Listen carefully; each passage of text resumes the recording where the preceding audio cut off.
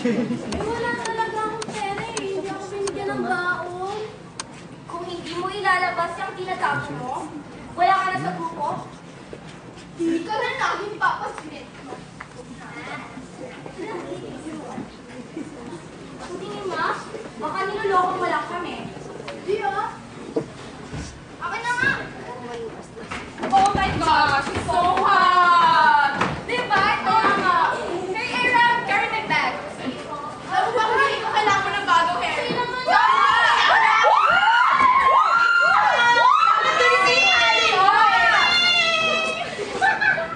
Minsan naman, ganito. Oh my God! Nakita mo ba kahapon yung mata ni Lawrence? Halatang-halata na kinikilig siya. Tama, nag-i-sport. Uy, ayun siya oh! Ay, hi, Lawrence. Hi, Joyce. Ang ganda naman ng shoes mo. Salamat. Aray! Ay, sorry ah. Pagkamit ka ba? O halatang napapaganda ka ng hair. Aray! Minsan, ganito ang eksena. Uy, Eman, gutom na ako. Arin eh, gutom na ako eh. Oo nga. Akin yan eh! Akin ka ba? Hindi na po! Kung naranasan nila ang mga ganitong pangyayari, ibig sabihin, Kasama kayo sa palabas namin!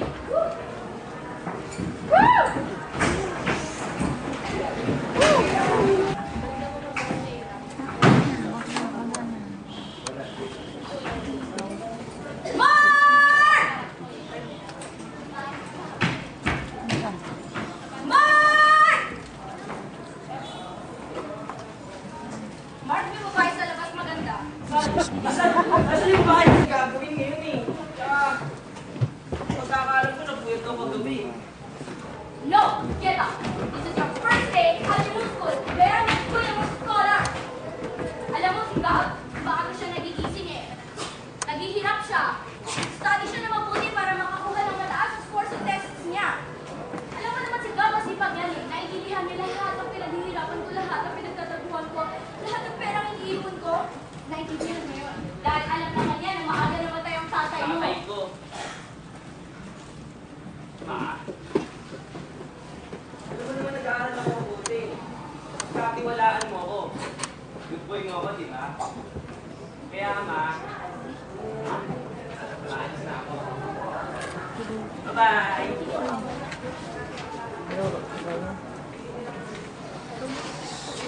Sana nga nag-aaral ng mabuti ang anak ko.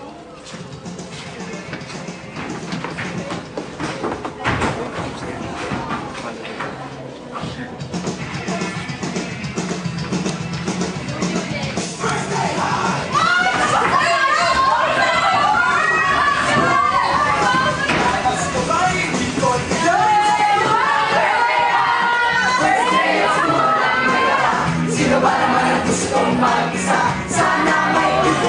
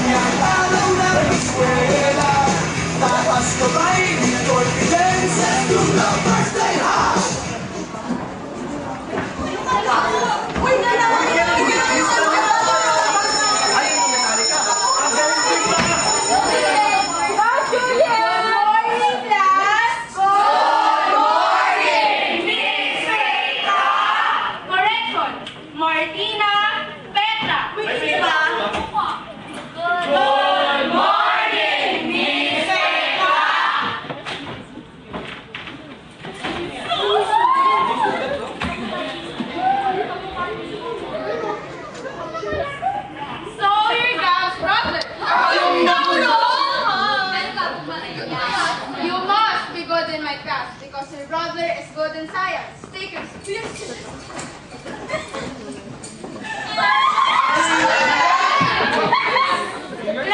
Class! Open your textbooks and turn to page 460. Answer the clue. Yes! assignment for the grading period. Assignment na naman. There's no switch to, okay? Choose your groups and do a case study about climate change. Clear? Yeah!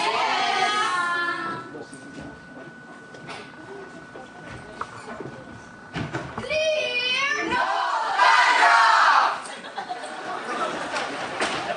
Girls, get this number now na. Uy! Alisin mo na namin. Bigyan naman ang number. Facebook! Twitter! Friendster! Yahoo! YM! Email! Ako si Mark.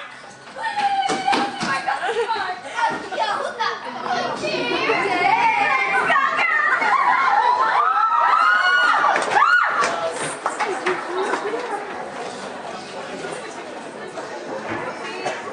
Hi, sir! Wala! Okay, pwede ba natin isahin si Mark sa galit? Hindi! Okay. No, you're sad. Color Lakers! What's the thing about pictures?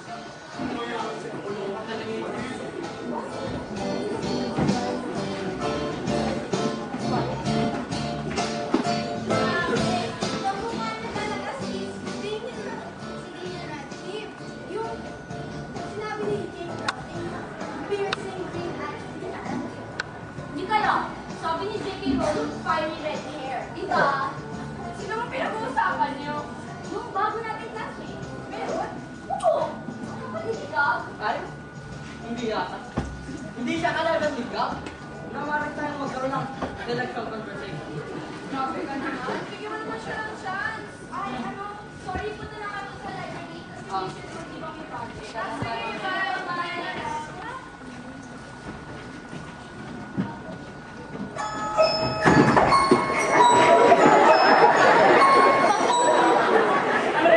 Tanga-tanga, dito-dito na yung dinadaanan. Dami-dami namin libro.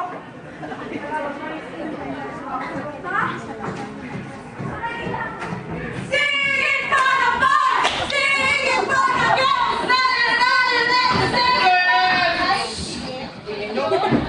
Ano yung plano natin sa exam? May problema ba yun? Abay, natural at baka tayo bumagsak. Eh, kaya ba natin tatlo yan? Singing for the boys! Isa na nga lang pumasok. Wala kang totoo, no? Bakit ko? Hoy! Uy, Mark, pare! Gusto mo bang sumali sa grupo namin? Black Sheep! Oo naman, kurata kami! Ay? Yeah! Ay? Dead. Parang seat? Sino ba yun? Ah! Si Rosemary! Siya lang naman ang katipan ni Ronnie. Translation! Girlfriend! Ang pinakamatalino dito sa buong Port Santiago High School, ang best in math, best in English, best in science, at best in Filipino. Siya na! Si Rosemary ngayon lang naman ang salutatorian last year, but this year! Actually naman ang binibili Port Santiago High School noong 2009 to 2010, 2010 to 2011, at syempre, nakikilala niya 2011 to 2012. I know! Ah, talaga? Pagkakali naman ako kay Rosemary. Weh! Kung ganun, hindi niyo ako papakilala kay Rosemary. Paparamdam ko sa inyo yung pares ko sa loob at labas ng eskwela na to. Tinatakot mo ba kami? Ano sa palagay mo? Oo, gagawin namin.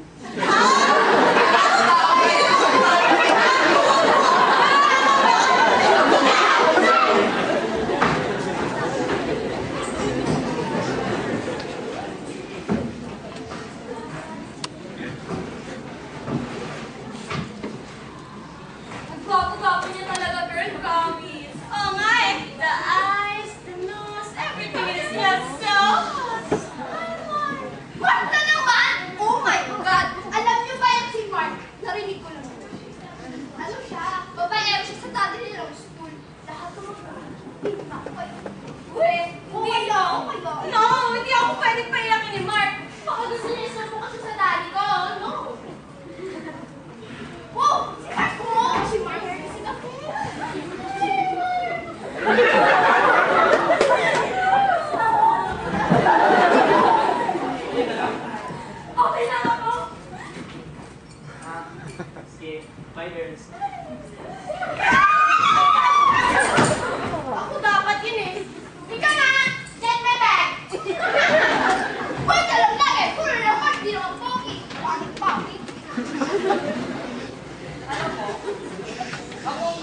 bonobo-chinkan. Mayroong scientific name na Panpaniscus. Ang tinaguriang pinakamalapit sa lahi ng tao sa intellectual level. Makikita mo ang malataon lang mga katangian sa kanilang facial expressions at sa pagpapakita nila ng pagkakaibigan tulad ng paghawak ng kamay. Kaya, for the sake of science, pari ko bang hawakan ang kamay mo?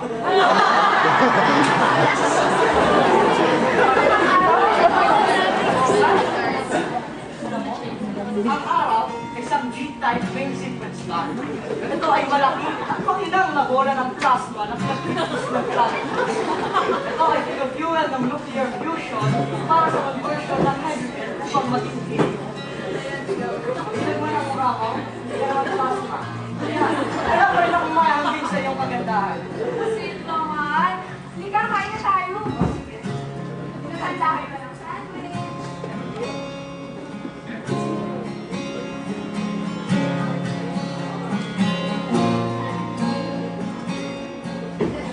Bawat tao ay may iba't ibang level ng pangangailangan ng calories sa araw. Ay may ibang momento ng pagsusugat. Ang mga babae ay nangangailangan ng 1,200 calories kada araw. Ang lalaki ay nangangailangan naman ng 1,800. Kaya nga, share tayo eh. Ganun ba?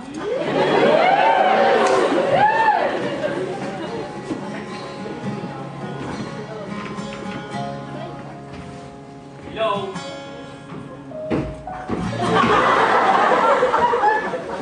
Ang mga bagay ay tumutunog sa pamamagitan ng pagbabibrate nito sa masa. Ang pinakapangkaraniwan ay naririnig natin sa pamamagitan ng hangin. Sa tuyong hangin na 20 degrees centigrade, ang bilis ng tunog ay 343.2 meters per second. At dahil sa ikaw ay 1.5 metro ang layo sa akin. Narinig ko ang sinabi mo sa loob ng 1.6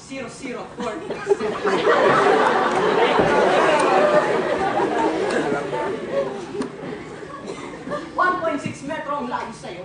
Kaya narinig niya ang sinabi mo sa loob ng 0.00466 seconds. Kaya, ako kausap mo, di ba? Alam mo,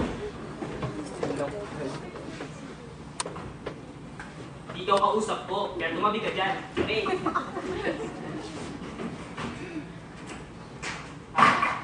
Higit na kilala. Dali. Ako lang naman si Mark Anthony Torres, ang kapatid ni Gabriel Torres. Pinakasikat, pinakamatalino, eskwela na to. Hindi mo nakikilala si Gabriel Torres, taga dito pa eskwela na to, ha? Si Gab, kilala ko. Ikaw, hindi. Sulit lang.